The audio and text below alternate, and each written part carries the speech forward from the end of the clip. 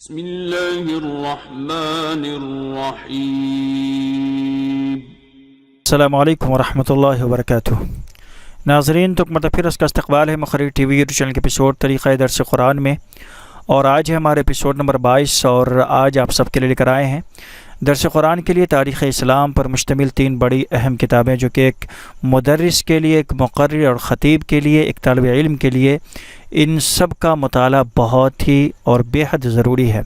تو آئیے ان کتابوں کا نام جانتے ہیں، اور اس سے پہلے آپ کو بتلاتا چلوں کہ اسی ویڈیو کے نیچے ڈسکرپشن میں ان تینوں کتابوں کی ڈاؤن لوڈ لنک دے دی گئی ہے، آپ وہاں سے ڈائریکٹلی ڈاؤن لوڈ کر سکتے ہیں، یا پھر آپ وزٹ کر سکتے ہیں www.muqarrir.com پر، اور وہاں جا کر کے بھی ان کتابوں کو ڈاؤن لوڈ کر سکتے ہیں۔ تو آئیے جانتے ہیں ان کتابوں کا نام کیا ہے۔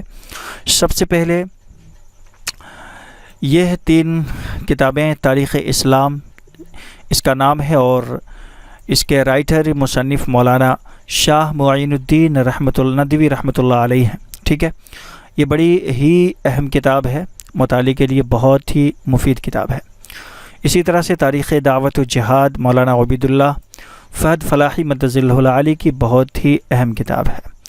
تاریخ علوم اسلامی یہ علامہ راغب الطباغ رحمۃ اللہ علیہ کی بڑی معروف کتاب ہے، اور ان تینوں کتابوں کا مطالعہ ہم طالب علم کے لیے بہت ضروری ہے۔